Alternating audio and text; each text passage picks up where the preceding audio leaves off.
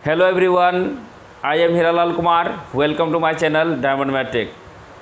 तो आज बच्चों मैं आप लोगों के लिए इंजीनियरिंग मैकेनिक्स का मॉर्निंग में क्लास नहीं हो सका था, इसलिए मैं आप लोगों के लिए इम्पोर्टेंट क्वेश्चन लेके आया हूँ। चूँकि बहुत सारे बच्चे का कमेंट था कि सर ये जो आप पढ़ा रहे हैं ये क्वेश्चन पूछता ही नहीं है, आखिर क्वेश्चन कहाँ से आता है। तो लीजिए हम डायरेक्टली आपको क्वेश्चन से रूबरू करवाते हैं। अगर समझ में नहीं आएगा तो बोलिएगा कि सर समझ में नहीं है, ये बाद में हमको मत बोलिएगा, ठीक है। उसके बाद जो है कि हम नेक्स्ट जो है कि टॉपिक वाइज लेंगे क्लास। पहले आप लोग इसको देखिए, ठीक है। तो देखिए यहाँ से सबसे पहले क्या लिखा हुआ है, क्वेश्चन को अच्छे से पढ़ते हैं और अच्छे से समझते हैं, ठीक है। और ये क्वेश्चन जो है कि आपके प्रीवियस ईयर में पूछे गए हैं, इसलिए इसको अच्छे से समझिएगा। हो सकता है इसी पैटर्न पे आप लोगों का एग्जाम में भी आता ही होगा, चूँकि प्रीवियस ईयर में दिया हुआ है। देखिए लिखा हुआ है two steel wires having same length. कहता है कि दो स्टील वायर है, दोनों स्टील वायर का लेंथ जो है कि दोनों का सेम है। Are suspended from a ceiling, यानी कि उसको क्या कर दिया गया है, सीलिंग यानी छत से लटका दिया गया है। तब का अंडर द सेम लोड, यानी कि दोनों में लोड भी सेम लगाया गया है। If the ratio of their energy पर स्टोर्ड पर यूनिट वॉल्यूम, यहाँ से इसको समझिएगा। यहाँ पे जो चर्चा हो रहा है, हमको किसका चर्चा हो रहा है, एनर्जी का चर्चा हो रहा है। किसका चर्चा हो रहा है, एनर्जी का चर्चा हो रहा है। तो एनर्जी पर स्टोर्ड पर यूनिट, यानी उसमें जो एनर्जी जो है कि पर यूनिट वॉल्यूम, यानी कि रड है। क्योंकि इसमें से क्या लगाया हुआ है, दो वायर्स है। तो वायर क्या होता है कि जैसे मान सिलेंड्रिकल होता है तो उसमें वॉल्यूम होगा। वो कहता है कि पर यूनिट वॉल्यूम जो है कि उसका रेशियो कितना दे रखा है, 1:4 दे रखा है। तब पूछ रहा है द रेशियो ऑफ डायमीटर, यानी कि दोनों का डायमीटर पूछा जा रहा है। अगर मानिए एक छड़ है, ये मानिए स्लिंग से हम लटका दे रहे हैं, मानिए ये छड़ हो गया एक, दूसरा छड़ हो गया ये, ठीक है। तो इसका बोला दोनों का लेंथ समान है, ठीक है। और इसके बाद जो है कि आपसे पूछा जा रहा है कि इसका डायमीटर, ये इसको D1 मान लेते हैं, इसका डायमीटर क्या मान लेते हैं, D2 मान लेते हैं। तो जो ही इसका डायमीटर D1 D2 मानेंगे तो हमसे एग्जाम में क्या पूछा जा रहा है, पूछा जा रहा है आपको यहाँ से निकाल के बताइए कि D1/D2 का रेशियो क्या होगा, ठीक है। इसके लिए हम लोग एक ही चीज़ पढ़े हैं, एनर्जी के लिए, ठीक है। एनर्जी के लिए वायर के केस में अभी तो आप लोग को पढ़ा ही नहीं था, आप लोग धरफड़ा गए थे, इसलिए लिखिए डायरेक्टली फॉर्मूला सिर्फ लिख लीजिए, स्टोर्ड एनर्जी। इसको हम लोग यू से डिनोट करते हैं। क्या किसे डिनोट करते हैं, यू से डिनोट करते हैं। यू का मतलब होता है पोटेंशियल एनर्जी, ठीक है। इसमें क्या हो जाएगा, स्थिति जुड़ जाए, यानी कि उसके अंदर में पोटेंशियल एनर्जी जो रहेगा उसका फॉर्मूला होता है half into stress into strain. क्या होता है, हाफ इंटू स्ट्रेस इंटू क्या होता है, स्ट्रेन होता है, ठीक है। यहाँ से देखिए आप लोग, चूँकि हमको निकालना है, क्या निकालना है, डायमीटर निकालना। आप लोग जानते हैं कि स्ट्रेन इज डायमेंशन, यानी कि इसका जो है कि कोई भी यूनिट नहीं होता है। इसके लिए जो है कि हम लोग क्या करेंगे, एक चीज़ और आप लोग रिलेशन पढ़े होंगे, Young modulus of elasticity equal to क्या होता है, यंग मॉडुलस ऑफ इलास्टिसिटी, यानी कि यंग मॉडुलस ऑफ इलास्टिसिटी को हम लोग गामा से डिनोट करते हैं। गामा इक्वल टू क्या होता है, स्ट्रेस बटे क्या होता है, स्ट्रेन होता है। क्या होता है, स्ट्रेस अपॉन स्ट्रेन होता है। तब देखिए स्ट्रेन को हमको गायब करना है। स्ट्रेन के जगह पे हम लोग क्या लिख सकते हैं, स्ट्रेन का अगर आप लोग फॉर्मूला लिखना चाहिए तो स्ट्रेन इक्वल टू लिख सकते हैं stress upon young modulus of elasticity, यानी कि इसमें से जो लोड लगाइएगा तो ऊपर से क्या होगा, नीचे की ओर बढ़ेगा ही, यानी कि स्ट्रेस बटे गामा। तो अगर फाइनली फॉर्मूला अगर लिखा जाए तो क्या हो जाएगा, हाफ इंटू स्ट्रेस को हम लोग स्ट्रेस ही लिखेंगे। लेकिन देखिए स्ट्रेन के जगह पे क्या आ जाएगा, स्ट्रेन के जगह पे आ जाएगा स्ट्रेस अपॉन गामा आ जाएगा, ठीक है। यहाँ पे आपको ज़्यादा सोचने की कोई बात नहीं है। तो यहाँ देखिए आप क्या लिखिएगा, हाफ इंटू, यहाँ से आ गया मेरा क्या आ गया, स्ट्रेस का स्क्वायर अपॉन यहाँ से आ गया गामा। क्या आ गया, स्ट्रेस का स्क्वायर बटे गामा आ गया। यहाँ तक आप लोगों को पता है। अब देखिए कहिएगा सर कि अब ये चीज़ भी पढ़े हैं कि आप लोग को बताएं कि स्ट्रेस इक्वल टू क्या फॉर्मूला होता है, फोर्स बटे क्या होता है, एरिया होता है, यानी कि फोर्स पर यूनिट एरिया। तो अगर स्ट्रेस के जगह पर, चूँकि हमको चाहिए क्या, हमको चाहिए डायमीटर चाहिए, इसके लिए अगर हम लोग फॉर्मूला लिखना चाहेंगे फोर्स बटे एरिया, ठीक है। तो स्ट्रेस इक्वल टू क्या हो जाएगा यहाँ से, तो देखिए यहाँ से हो जाएगा हाफ इंटू स्ट्रेस के जगह, देखिए गामा को इधर कर लीजिए, यहाँ से यंग मॉडुलस ऑफ इलास्टिसिटी कोई दिक्कत नहीं है। लेकिन यहाँ देखिए स्ट्रेस के जगह पे स्ट्रेस का फॉर्मूला क्या होता है, एफ, क्या हो जाएगा, एफ बटे ए का यहाँ से होल स्क्वायर हो जाएगा। यहाँ से क्या हो जाएगा, एफ बटे, यहाँ से हो जाएगा एफ बटे ए का होल स्क्वायर, यही होगा ना। अब देखिए एरिया बराबर जो होता है, चूँकि हम लोग क्या यहाँ पर लेते हैं क्रॉस सेक्शनल एरिया लेते हैं, ठीक है। क्रॉस सेक्शनल एरिया जब हम लोग लेते हैं तो क्रॉस सेक्शनल एरिया इसका क्या लेते हैं, यानी चूँकि सर्कुलर टाइप का होगा, सर्कुलर होगा तो यहाँ से हम लोग क्या लेंगे, इसको हम लोग लिख सकते हैं 1/2 यानी कि 2 gamma into force upon area के जगह पे क्या लिखिएगा पाई d²/4, क्या लिखिएगा पाई d²/4, यही हो जाएगा। देखिए ये हो गया इंटरनल एनर्जी इक्वल टू, देखिए फाइनली फॉर्मूला आ गया मेरा रिलेशन में, यहाँ से आ गया इंटरनल एनर्जी बराबर होता है 1/2 लैम्डा इंटू F/पाई d² क्या होता है 4 होता है, ठीक है, पाई d²/4। यहाँ से जो है कि अब अगर आपको रिलेशन देखा जाए, चूँकि इसका होल स्क्वायर था तो इसका होल स्क्वायर भी दीजिएगा, होल स्क्वायर यहाँ छूट गया, तो अब जो ही यहाँ से स्क्वायर दीजिएगा तब आगे क्या कैसे बनेगा उसको देखिए। अब देखिए यहाँ से एक ही रिलेशन सिर्फ निकालना पड़ेगा आपको, चूँकि हम लोग यहाँ से देखें कि u इज़, यहाँ से देखा जाए तो u is directly proportional to, देखिए क्या होगा, अगर हम लोग इसको देखिए, हमको किसी से कोई मतलब नहीं है यहाँ पे, ना ही फोर्थ से लेना देना, ना ही लैम्डा यंग और किसी से नहीं, हमको सिर्फ किससे जानना है, हमको सिर्फ डायमीटर निकालना, इसलिए डायमीटर को देखिएगा। अगर देखिए क्या हो जाएगा, u is directly proportional to, यहाँ से क्या हो जाएगा 1/, देखिए इसका पर पावर स्क्वायर F² क्या हो जाएगा d पे पावर 4 हो जाएगा, यानी कि यहाँ से क्या हो जाएगा 1 इंटू d पे power 4, and it is relation between energy and diameter, यानी कि डायरेक्टली प्रोपोर्शनल का रेशियो होता है, ठीक है। अब देखिए यहाँ से चूँकि हमको दो दिया हुआ था वायर, दोनों का दिया हुआ था, यानी कि U1/U2, देखिए U1/U2 का वैल्यू कितना दिया हुआ था, दोनों का यहाँ से दिया हुआ था 1/4, यही एनर्जी पर यूनिट वॉल्यूम का दिया हुआ था, ये चीज़ दिया हुआ था। तो अगर हम लोग इसको क्या करते हैं, डायरेक्टली प्रोपोर्शनल को हटाएंगे तो इक्वल टू का साइन देंगे, कोई भी एक कांस्टेंट ले लेंगे, क्या जगह 1/d4, ठीक है। उसी तरीके से U1 अगर हम लोग मानेंगे तो यहाँ पे D1 मान लीजिएगा, ठीक है। अगर U2 लीजिएगा तो यहाँ से क्या हो जाएगा K इंटू 1/, क्या हो जाएगा D, यानी कि d2/4, यही हो जाएगा। अब दोनों ये हो गया मेरा रिलेशन। अब चूँकि हमको U1/U2 का वैल्यू दिया हुआ है, ठीक है, U1/U2 का वैल्यू दिया हुआ है, तो हम लोग क्या करेंगे उसके लिए, देखिए यहाँ से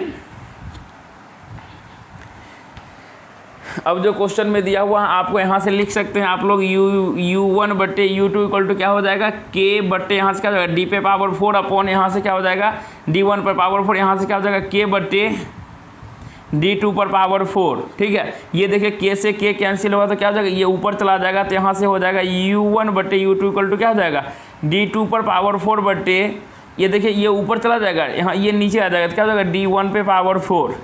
देखिए ये रिलेशन अब यहाँ से आ गया दोनों बीच में, ठीक है। U1 और U2 का अनुपात हमको दिया हुआ है, कितना अनुपात दिया हुआ है 1:4। हम लोग जो ही वैल्यू यहाँ पर पुटअप करेंगे तो क्या हो जाएगा 1:4 लिख सकते हैं, 4 इक्वल टू D2/D1 पर पावर 4 है तो यहाँ पर होल पर पावर 4 लिख सकते हैं, कोई दिक्कत नहीं है, ठीक है। अब देखिए क्वेश्चन में हमको क्या पूछ रहा है, क्वेश्चन में पूछा जा रहा है हमको D1/D2 इसका रेशियो बताना है। तो यहाँ से आपको क्या करना पड़ेगा, यहाँ से डायरेक्टली हम इसको क्या कर सकते हैं, रेसिप्रोकेट कर सकते हैं। रेसिप्रोकल कर दे तो कोई दिक्कत किन्हीं को नहीं होगा। जो है इसको अपोजिट ले जाए तो ये क्या हो जाएगा D1/D2, इसको देखिए उलट दिए तो इस भी क्या हो जाएगा 4/1 हो जाएगा। अब देखिए यहाँ पे पावर 4 है तो इधर आके क्या हो जाएगा √ यहाँ पे पावर 4 आ जाएगा, ठीक है। अब देखिए यहाँ से आ जाएगा D1/D2, डायरेक्टली यहाँ से क्या लिख सकते हैं, यहाँ पे इससे तो यहाँ पे 4 आ जाएगा, ये 4 आ जाएगा, लेकिन देखिए 1 पे पावर कुछ भी रहे उससे तो 1 बाहर निकल ही जाता है, तो यहाँ पे क्या हो जाएगा 1 हो ही जाएगा। तो देखिए फाइनली D1/D2 इक्वल टू आप क्या लिख सकते हैं, तो यहाँ से देखिए क्या हम लोग इसको, ठीक है, 4 को हम लोग क्या इसको 2 का स्क्वायर लिख सकते हैं, यहाँ पे पावर 4 है बटे 1 है, ठीक है। तो फाइनली क्या हो जाएगा D1/D2 इक्वल टू क्या हो जाएगा 2 पे पावर 2 इंटू, देखिए ये √ में है तो पावर गुना में हो जाएगा तो क्या हो जाएगा 1/4 अपन यहाँ से क्या हो जाएगा 1 हो जाएगा। देखिए 2 2 = 4, ये यहाँ से 2 से 2 कट गया तो कितना बचा यहाँ से, फाइनली बच गया D1/D2 इक्वल टू कितना हो जाएगा 2 पे पावर हाफ, क्या हो गया 2 पे पावर हाफ बटे 1, यानी कि D1/D2 इक्वल टू फाइनली 2 पे पावर हाफ को क्या लिख सकते हैं √2/1, यानी कि फाइनली आंसर क्या आ जाएगा √2:1। तो √2:1 देखिए कौन सा ऑप्शन में है, ऑप्शन नंबर सी में √2:1 है। तो कौन सा ऑप्शन नंबर सही होगा, ऑप्शन नंबर आप लोग सी टिक कीजिएगा, ठीक है। ऐसे क्वेश्चन को आप प्रीवियस ईयर में जाइए देखिए, अगर मिलता है तो उस क्वेश्चन को बना लीजिए ज़रूर से ज़रूर, ठीक है। तो आइए हम लोग नेक्स्ट उसी तरीके से अब देखिए दूसरा क्वेश्चन किस तरीके से बनेगा। दूसरा क्वेश्चन आप लोगों का दिया हुआ है, देखिए अलग अलग टाइप के क्वेश्चन दिए हुए हैं। लिखा हुआ कंसीडर ए फोर्स, यानी कि एक फोर्स का ये वैल्यू आप लोग को दे रखा है। देखिए ये वेक्टर क्वांटिटी दिया हुआ है, F इक्वल टू दिया हुआ है minus X I cap plus Y J cap minus X I cap plus Y J cap, यानी कि यहाँ पर ये यूनिट वेक्टर दिया हुआ है। The work done by this force in moving A particle from A point, यानी कि कहता है एक पॉइंट ए का है जो 1 0 है एंड बी पार्टिकल जो है 0 से 1 तक चलता है along the line A B. ठीक है, यानी कि कोई भी एक लाइन है जिसका एक पॉइंट ए है दूसरा पॉइंट बी है। एक्चुअल में इसमें समझिए आपसे पूछा क्या जा रहा है, इस क्वेश्चन में समझिए, बोला एक फोर्स दिया हुआ है, ठीक है, आपको निकालना है वर्क डन। क्या निकालना है इसमें क्वेश्चन में हम लोग से पूछा जा रहा है कि वर्क डन इसका क्या होगा। ठीक है, क्वेश्चन समझिएगा, वर्क डन क्या होगा जबकि वो पार्टिकल क्या कर रहा है, एक यानी कि ए से लेके बी तक जा रहा है, ए से बी तक जा रहा है। इसमें ना ही हमको डिस्टेंस कुछ नहीं दिया हुआ है, सिर्फ देखिए यहाँ से लिखा हुआ 1 0 और 0 1। आप लोग जानते होंगे क्लास 10 में कोऑर्डिनेट पढ़े होंगे। अगर देखिए यहाँ से x का वैल्यू है तो y का वैल्यू 0 है, यहाँ पर वो x का वैल्यू 0 है तो y का वैल्यू लिया गया है।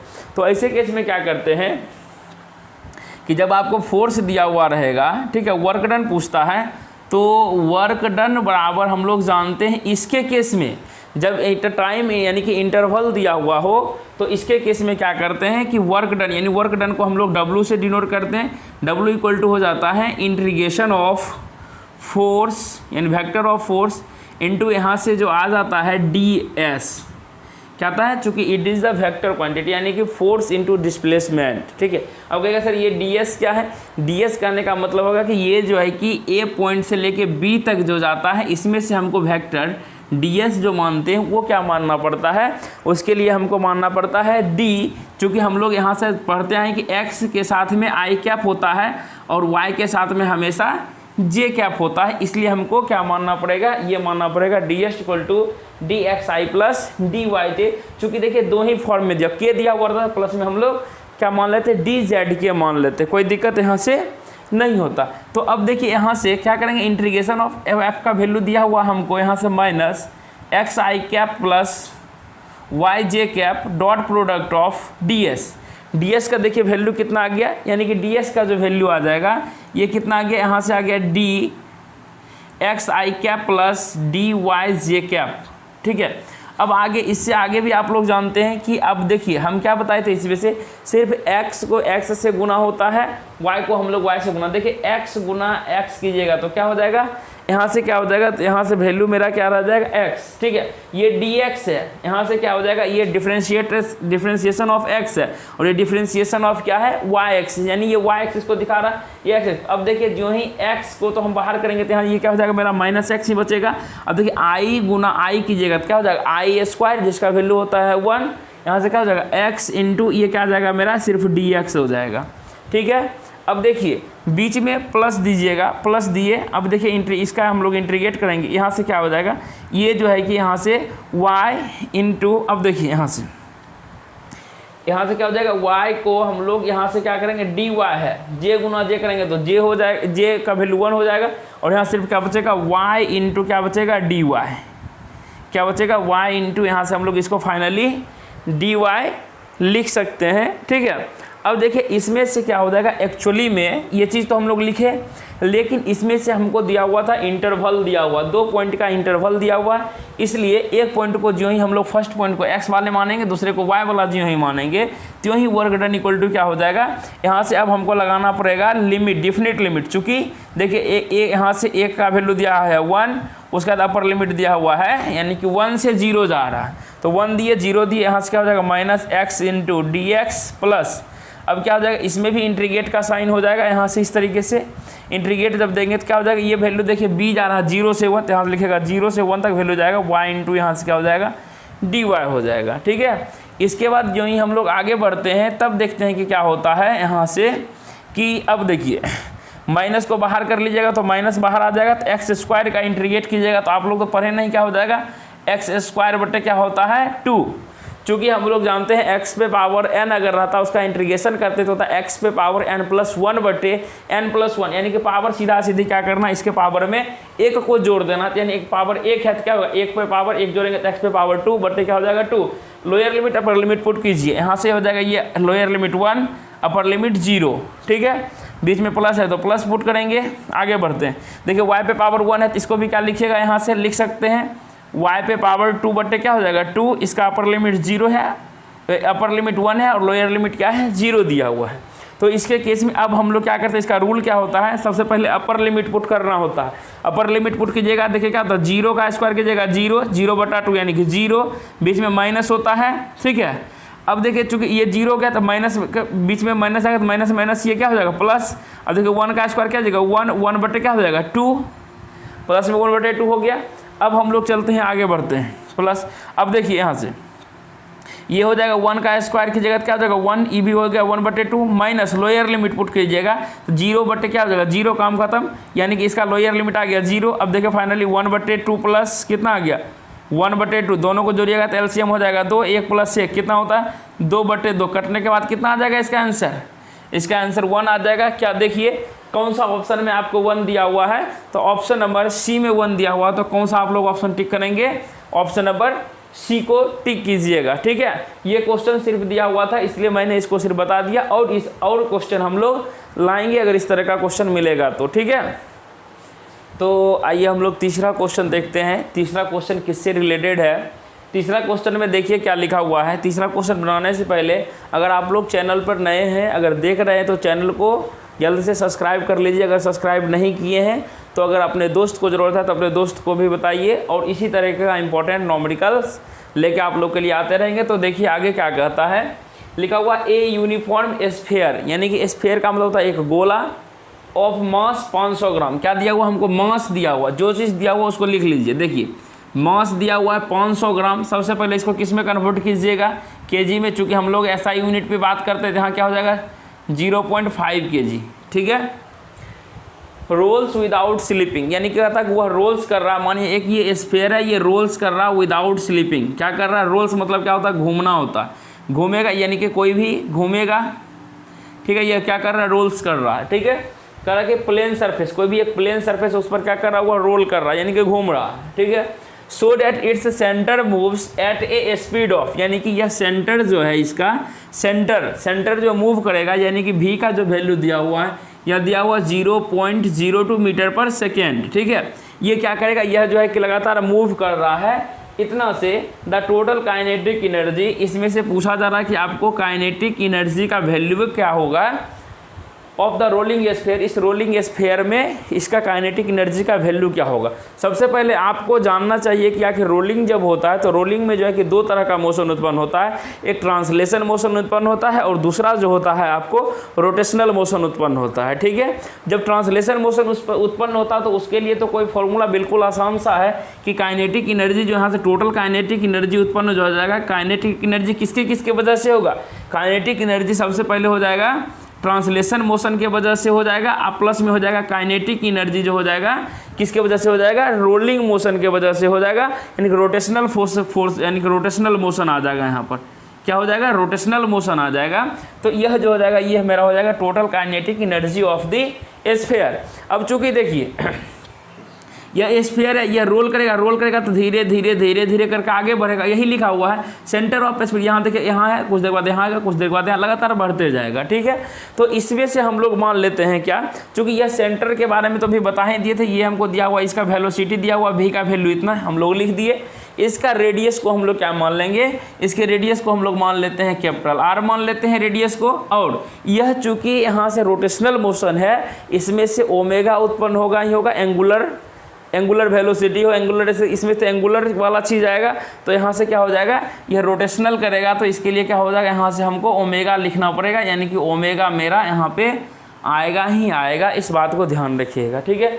जो ही ओमेगा आ गया तो ही आपको एक बात और आपको ध्यान में लेके चलना है कि जब आप स्फीयर रहता तो स्फीयर का, ठीक है, इसमें हमको मोमेंट ऑफ इनर्शिया की जरूरत पड़ती है, और इसका मोमेंट ऑफ इनर्शिया का जो वैल्यू होता है वह होता है 2/5, कितना होता है 2/5 mr²। क्या होता है 2/5 mr²। इसको अगर हम लोग लिखेंगे तो आप लोग घबराइएगा नहीं, आगे क्वेश्चन आएगा बताते चलेंगे, ठीक है।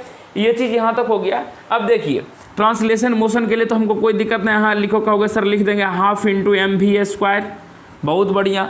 लेकिन रोटेशनल मोशन में थोड़ा आपको सोचना पड़ेगा। क्या सोचना पड़ेगा? तो यहाँ से रोटेशनल मोशन में होता है, यहाँ से लिखेगा हाफ इंटू, ठीक है, क्या होता है हाफ इंटू, यहाँ से आ जाएगा I⍵²। क्या होता है? Half into I⍵²। अब सर I क्या है?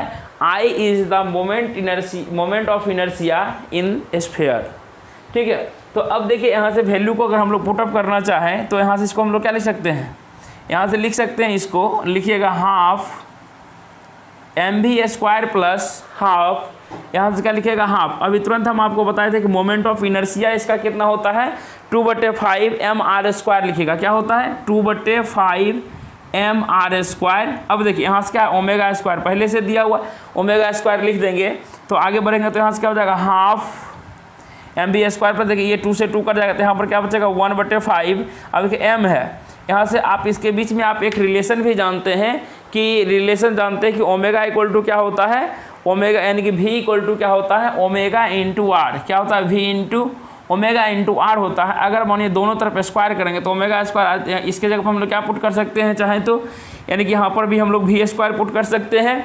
तो v² पुट करेंगे तो दोनों का एलसीएम लेंगे, दोनों का एलसीएम लेंगे तो कितना हो जाएगा 5 2 कितना हो जाएगा 10, 2 5 जा 10, तो यहाँ पर क्या हो जाएगा 5 mv² प्लस यहाँ से कितना आ जाएगा 2 mv²। तो फाइनली फॉर्मूला क्या हो जाएगा 7/10 mv²। इसका देखिए अभी हम लोग काइनेटिक एनर्जी का फॉर्मूला ही निकाले, कितना होता है 7/10 mv²। अब देखिए एग्जाम में इतना करने का तो आप लोग को जरूरत नहीं पड़ेगा, क्योंकि आप क्वेश्चन बनाए रहेंगे इस तरह का। देखिए ट्रांसलेशन रोटेशनल आ रहा है, डायरेक्टली आप फॉर्मूला लिखिएगा 7/10 mv² लिख दीजिएगा, ठीक है। जो ही फॉर्मूला ये लिखे तब वैल्यू पुट कीजिएगा, डायरेक्टली आंसर 7/10। मास कितना दिया हुआ है क्वेश्चन में, मास दिया हुआ 0/5 इंटू v कितना दिया हुआ, v का वैल्यू दिया हुआ 0.02 गुना क्या हो जाएगा 0.02, चूँकि इसका स्क्वायर है। तुरंत यहाँ से एग्जाम दे रहे हैं, दशमलव बुराए 1 2, यहाँ से दशमलव बुराए 1 2, वहाँ पर गुना भाग करके लिखने की कोई आवश्यकता नहीं है। आप देखिए कैसे बनाइएगा, 7 5 जा कितना होता है 35 टू 70, 72 7 दूनी 14। देखिए 14, कोई भी ऑप्शन ऐसा है कि जिसमें कि 14 हमको मिल रहा हो। मानिए देखिए हम लोग कंपटीशन का एग्जाम दे रहे हैं, उस एंगल से बता रहे 14 मिला, तो एक ही में सिर्फ हमको दिख रहा था, इसको हम लोग टिक करके भाग जाएंगे, हमको आगे देखने का कोई ज़रूरत नहीं है किस तरह ऑप्शन मिले उसको देखना।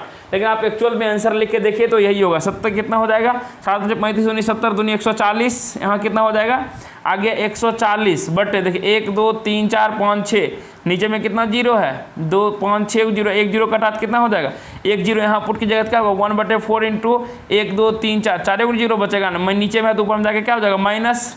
और जो होता है कि यहाँ से एनर्जी का यूनिट क्या होता है जूल होता है, क्योंकि आपसे क्या पूछा गया था जूल में पूछा गया था कि कितना जूल होगा, तो 1.4 इंटू 10⁻⁻⁴ जूल होगा, ठीक है। उम्मीद करते हैं कि आपको ये क्वेश्चन जो है कि बहुत ही अच्छे तरीके से समझ में आया होगा। और इसी तरीके से इंटरेस्टिंग के लिए अभी जो है कि हम लोग आगे 2-3 क्वेश्चन और बना रहे हैं, तो बने रहिए एक वीडियो में।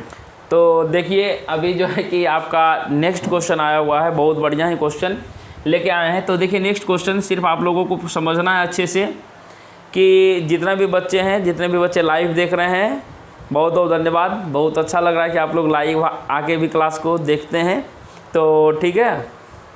तो देखिए अब हम लोग आगे चलते हैं इस क्वेश्चन पे, ज़्यादा समय नहीं लेंगे आप लोगों का।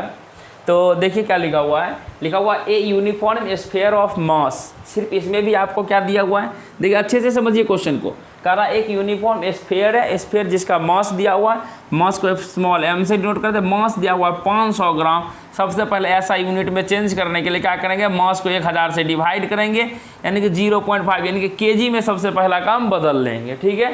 क्या कि रोल्स विदाउट स्लिपिंग, पिछले वाला question roll in a plane horizontal, देखिए सिर्फ चेंज कर दिया प्लेन हॉरिजेंटल सरफेस, यानी कि हॉरिजेंटल सरफेस इस पे क्या करेगा वो रोल करेगा, रोल के साथ साथ में 2 तरह का मोशन उत्पन्न हो जाएगा का with centre moving at A speed, centre का मूव करने का जो दिया देखिए ये चीज़ आपको बदल, यहाँ देखिए समझिए 5 मीटर पर यानी 5 सेंटीमीटर पर सेकेंड दिया हुआ, तब पूछा कि काइनेटिक एनर्जी क्या हो जाएगा।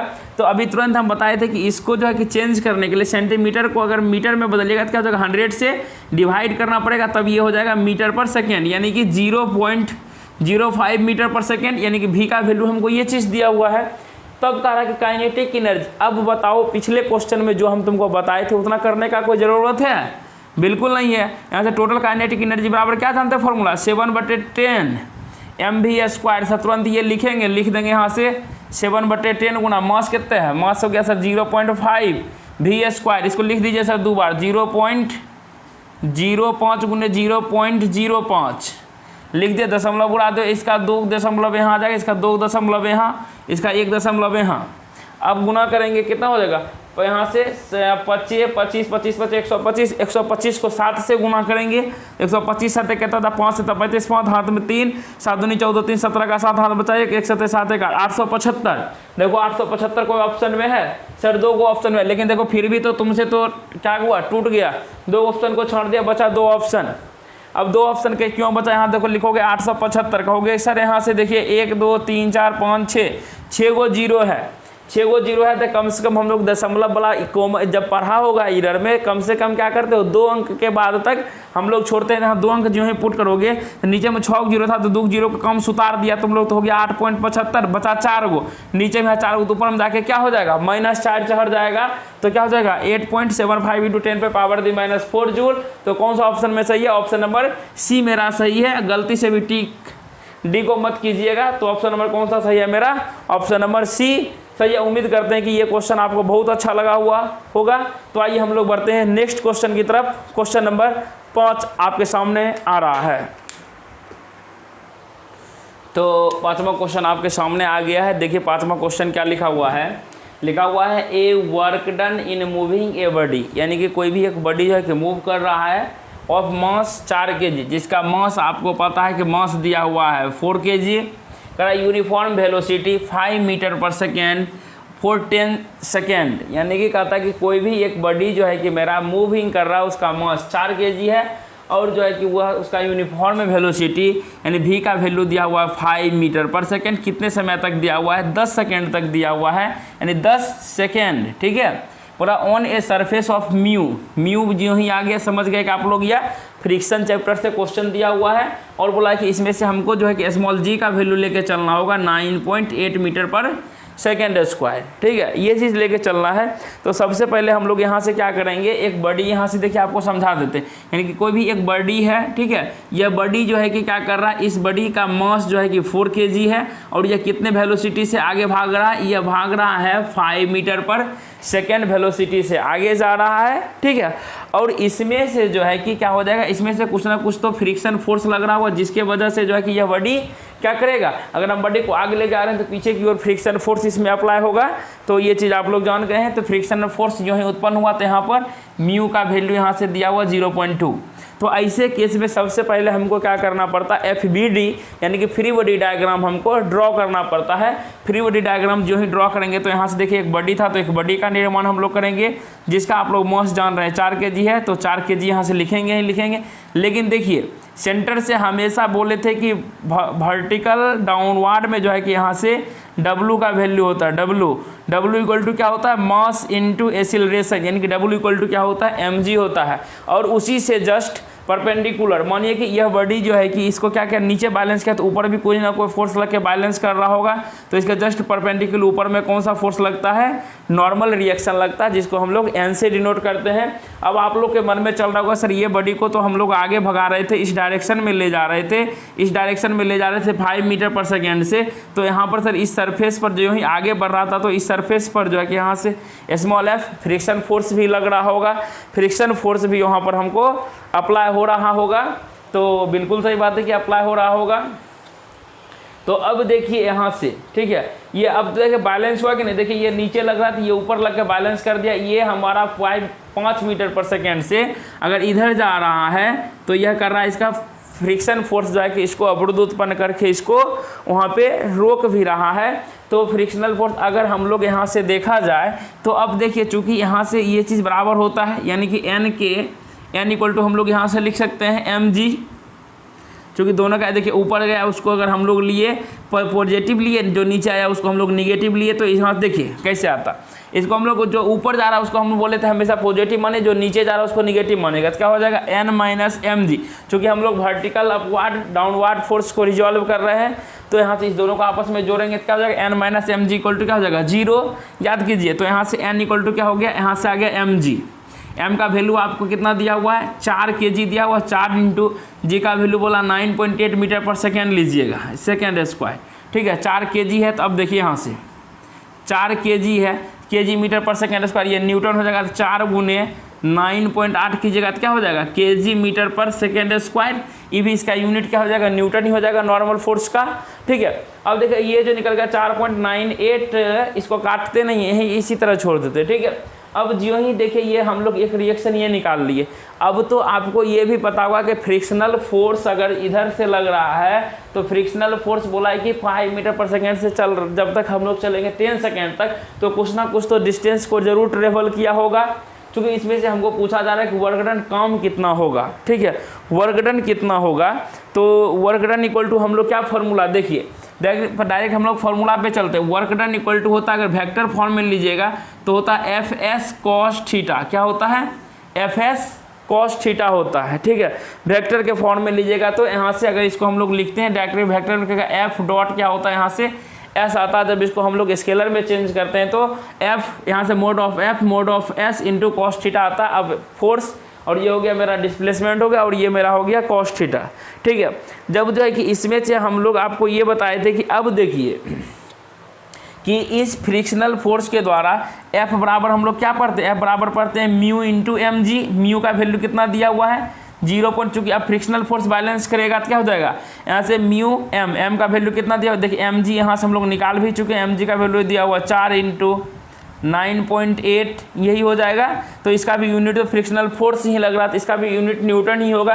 तो यहाँ से देखिए इसका सॉल्यूशन कीजिए कितना हो जाएगा 0, यहाँ से ये भी हो गया 0, देखिए कितना हो जाएगा, तो नहीं कटेगा, गुना कीजिए 4 दूनी 8, 98 को 8 से गुना कीजिए, 8 8 64, 9 8 72, 72 6 कितना हो जाएगा 9, यानी कि 9.8, इसको गुना कीजिए तो 0.24, और 9.8 को जब हम लोग गुना करेंगे तो कितना आ जाएगा, गुना करने के बाद यहाँ से आना चाहिए, देखिए कहीं गलत कर रहे हैं क्या, 4 यहाँ से म्यू एम जी, म्यू का वैल्यू कितना दिया हुआ है 0, सॉरी बच्चों 0.4 दिया हुआ है, म्यू का वैल्यू कितना दिया हुआ है 0.4। अब गुना 4 चौके 16, यानी कि 98 को 16 से मल्टीप्लाई कीजिएगा, कितना होगा 8 4 जा 8 6 जा 848, 9 6 जा 54, 5 क्या होगा 58, 8 1 जा 8, और यहाँ से क्या हो जाएगा 9 1 जा 9, यहाँ 8 8 8 हो जाएगा 16, यहाँ से क्या होगा 9 5 14 14 1 15, यानी कि कितना हो गया 15.68 न्यूटन। देखिए ये क्या निकल गया आपका स्मॉल एफ का वैल्यू निकल गया 15.68 न्यूटन, स्मॉल एफ निकला, लेकिन हमको निकालना है वर्क डन, ठीक है। तो वर्क डन इक्वल टू क्या होता है कि यहाँ से देखिए एफ एस कॉस थीटा। अब यहाँ से हम लोग क्या लेंगे, कॉस थीटा क्या लेंगे, चूँकि हम ये बोले थे कि आपकी ये ना कुछ तो डिस्टेंस ट्रेवल्ड किया होगा, चूँकि डिस्टेंस ट्रेवल क्या हुआ तो यह बिल्कुल देखिए स्ट्रेट लाइन में जा रहा है, दैट इज कॉल्ड डिस्प्लेसमेंट, यानी कि स्ट्रेट लाइन में जो ही जाएगा तो डिस्टेंस जो ही यह ट्रेवल्ड जो करेगा, डिस्टेंस इसका जो हो जाएगा इक्वल टू क्या हो जाएगा डिस्प्लेसमेंट का। डिस्प्लेसमेंट का क्या होगा, डिस्प्लेसमेंट इक्वल टू एस बराबर क्या जानते हैं, वेलोसिटी को अगर टाइम से मल्टीप्लाई कर दिया जाए तो वह क्या निकलता है, डिस्टेंस या displacement velocity into time. Velocity कितना दिया हुआ है, इसका वेलोसिटी दिया हुआ देखिए 5 दिया हुआ, टाइम दिया हुआ 10, तो आखिर कितना मीटर यह चलेगा, यह चलेगा टोटल आपका 50 मीटर चलेगा, यानी कि डिस्टेंस जो है कि यह यहाँ से आगे जो तय करेगा, यहाँ से ये डिस्टेंस कितना तय कर लिया उतना देर में, यानी 5 मीटर पर सेकेंड से चला 10 मिनट चलाता हुआ 50 मीटर का दूरी को तय कर लिया। अभी देखिए डिस्टेंस ही निकला। अब देखिए क्या क्या हमको यहाँ से ज़रूरत पड़ता है, तो देखिए फोर्स हम लोग फोर्स एफ का वैल्यू भी निकाल चुके हैं, 15 पॉइंट कितना आ गया 15.68 आ गया, यहाँ पर लिख दिए। अब देखिए उसके बाद जो है कि हमको डिस्प्लेसमेंट का डिस्प्लेसमेंट भी लिख दी। अब जो है कि थीटा की बात आती है, थीटा का बात क्या आता है, थीटा बताइए आप ही लोग कि ये फोर्स जो है, ठीक है, ये फोर्स मानिए इधर ये बढ़ी जा रहा है, इधर जा रहा है, लेकिन फ्रिक्शन फोर्स जस्ट इसके अपोजिट लग रहा है। कल ही आपको बताए थे कि इस दोनों के बीच में कितने डिग्री का एंगल बनता है, बिल्कुल अपोजिट डायरेक्शन में जाएगा तो 180 डिग्री का एंगल बनेगा। जो ही 180 डिग्री का एंगल बनेगा त्यों ही क्या हो जाएगा, कॉस 180 डिग्री का वैल्यू कितना होता है -1 होता है। आप लोग लिख लीजिएगा यहाँ से cos 180 डिग्री का वैल्यू क्या होता है, -1 होता है। जो ही -1 को पुटअप करेंगे तो -1 को पुट कीजिएगा तो यहाँ से देखिए वर्क डन इक्वल टू क्या हो जाएगा, वर्क डन इक्वल टू हो जाएगा minus mode of F dot यहाँ से एस हो जाएगा। ठीक है, अब देखिए एफ का वैल्यू आपका दिया हुआ है, कितना दिया हुआ है 15.68, माइनस है तो माइनस के यहाँ लिख दीजिए, माइनस में कोई दिक्कत नहीं है, इनटू डॉट प्रोडक्ट कीजिएगा, डिस्प्लेसमेंट का वैल्यू कितना दिया हुआ 50, जो ही इसको डेसिमल को रिमूव कीजिएगा तो यहाँ जाएगा 100, यहाँ से 2 बार में कैंसिल हो गया, 2 से कैंसिल कीजिए, 2 7 14, 2 8 16, 2 चौके 8, यानी कि माइनस में आ गया 784। वर्क का यूनिट क्या होता है, जूल। अब देखिए बहुत सारे बच्चे होंगे यहाँ से तुरंत जो है कि टिक करके भाग जाएंगे, सर 784 एक ही ऑप्शन में है। अगर मानिए दुर्भाग्यवश आपको माइनस में भी दिया हुआ रहता 784 जूल, तब किसको टिक करते, तो वहाँ पर आपको पॉजिटिव ही को टिक करना पड़ेगा। क्यों पॉजिटिव को टिक करना पड़ेगा, इस कॉन्सेप्ट को आप अच्छे से समझिए, बता रहे हैं आपको इस कॉन्सेप्ट को। चूँकि देखिए ये फोर्स जो है कि इसके थ्रू जो है कि इंटरनल फोर्स उत्पन्न हुआ, इंटरनल के वजह से बना। जो ही हम लोग एक्सटर्नल एजेंट इस पर लगाते हैं, एक्सटर्नल एजेंट लगाओगे इसके ऊपर में, तो एक्सटर्नल एजेंट क्या हो जाएगा, क्योंकि यह जो बैलेंस जो करेगा, अब देखो क्या बैलेंस करेगा, ये जितना मेरा वर्क ये जो निकल गया, मेरा निकला -70 यानी कि -784 जूल निकला। इसको बैलेंस करने के लिए क्या करना पड़ेगा, जस्ट इसके बिल्कुल अपोजिट में हमको क्या करना पड़ेगा, इतने फोर्स यानी कि इतना अगर वर्क डन होता है तो वह क्या हो जाएगा, बिल्कुल आपका इक्विलिब्रियम कंडीशन में हो जाएगा। यानी कि हम लोग इस प्रकार से कह सकते हैं external work done against equal to minus क्या हो जाएगा, work done of by force of friction, यानी कि W इक्वल टू क्या हो जाएगा -WF। इसलिए यहाँ से क्या हो जाएगा -78 यानी कि 784 को मल्टीप्लाई कीजिएगा माइनस से, तो फाइनली आंसर क्या हो जाएगा यहाँ से 784 जूल। आप ये आपका फाइनली आंसर हो जाएगा, जो कि आपका ऑप्शन नंबर ए में दिया हुआ है। यहाँ पे मैंने आपको क्लियरली समझा दिया कि आपको माइनस वाले ऑप्शन को टिक नहीं करना, यहाँ पे सिर्फ आपको क्या टिक करना है, प्लस वाले ऑप्शन को टिक करना है। ठीक, का लास्ट क्वेश्चन आखिरी क्वेश्चन है, लेकिन आखिरी क्वेश्चन बनाने से पहले आप लोग से एक बात हम रिक्वेस्ट करते हैं कि अगर आप किसी एक चैनल पे विश्वास बना के आए हैं, जहाँ पे आप पेड कर दिए, कम से कम वहाँ पे विश्वास बना के रखिए। इधर उधर आपको जाने की आवश्यकता नहीं है। अगर जाते हैं इधर उधर तो आपकी ही घाटा होगी, उससे हमें कोई घाटा नहीं होगा। ठीक है, इसलिए आप लोग अच्छे से पढ़िए, मन लगा के पढ़िए, कहीं भी एक जगह पढ़िए, अच्छे से पढ़िए। ठीक है, तो देखिए आज का लास्ट क्वेश्चन क्या दिया हुआ है, ज़्यादा समय आपका ले लिए हम लोग। देखिए लिखा हुआ a horizontal force of 10 newton is necessary to just, यानी कि एक कहता है कि फोर्स जो है वह 10 न्यूटन का लग रहा है, जो कि हॉरिजेंटल फोर्स है, to just hold a block, यानी कि एक ब्लॉक को होल्ड यानी कि पकड़ के रखने के लिए स्टेशनरी अगेंस्ट ए वॉल, यानी यह एक दीवार है, इस दीवार पे क्या कर दिया गया है,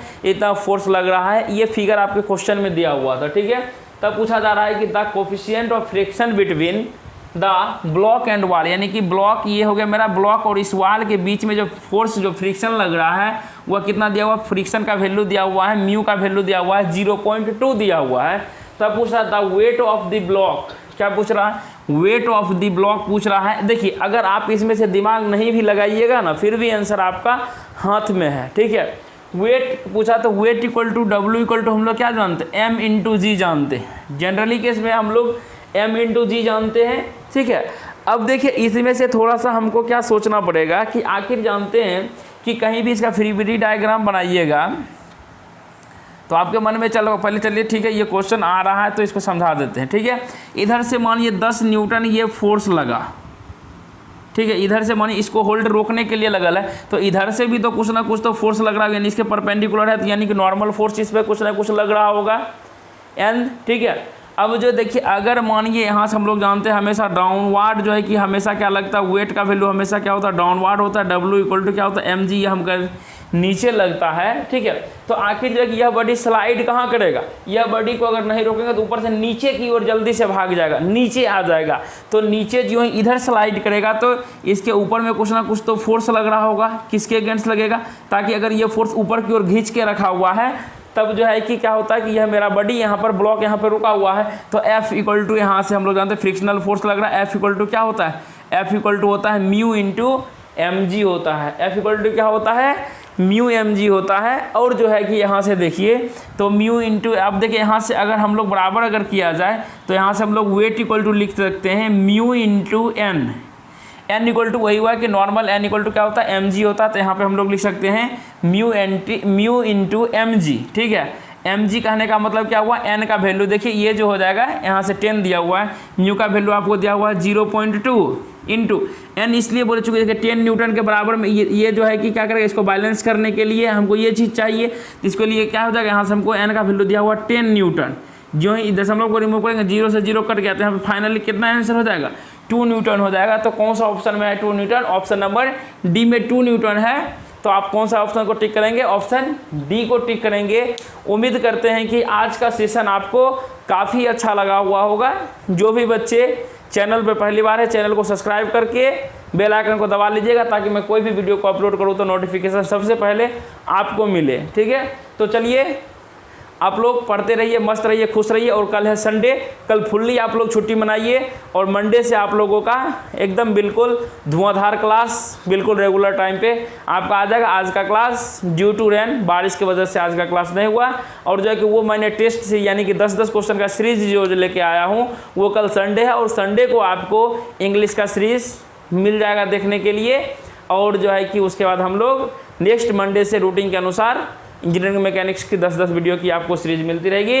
तब तक के लिए आपसे विदा लेते हैं। Good night all of you my dear students. जय हिंद, जय भारत।